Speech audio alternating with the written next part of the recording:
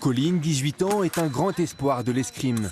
Classée dans le top 10 national chez les cadets, elle ne rate pas un stage à Vittel depuis 5 ans. Le fait d'avoir des maîtres d'armes différents de ceux qu'on a en salle et tout ça, ça nous permet de nous ouvrir en fait à d'autres techniques, d'autres façons de tirer, donc de faire de l'escrime. Et c'est vraiment très enrichissant en fait pour chacun. En quelques phrases, c'est quoi l'esprit ici? La cohésion, la solidarité, un bon esprit de compétition entre tous et dépasser ses limites. Avec 30 heures d'escrime sur 6 jours, il faut effectivement être solide à tous les niveaux. Jules, 15 ans, est un habitué du stage, mais que ce fut dur au début.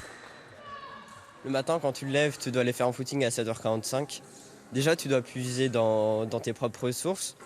Ensuite, quand tu as 5 heures d'escrime d'affilée, forcément, un moment, tes muscles ils font toujours les mêmes mouvements, ça devient dur. Ensuite, le soir, quand on finit vers 22h30, 23h, c'est là où on craque, c'est là où on commence à s'énerver. Mais c'est là où ça devient intéressant. Dans ce stage, même les activités plus ludiques tournent à la compétition. Les organisateurs font d'ailleurs appel à d'autres disciplines comme la boxe taille ou l'escalade pour leur attrait par rapport à l'escrime. À travers la boxe taille, on fait travailler la combativité tout en restant dans l'esprit du jeu de l'escrime, c'est-à-dire toucher sans se faire toucher.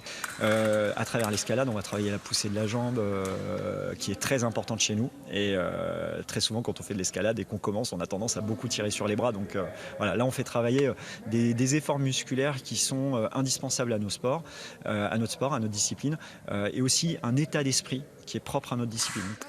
La semaine prochaine, ce seront les stagiaires en fleuret qui feront leur arrivée, puis les spécialistes de l'épée clôtureront ce stage.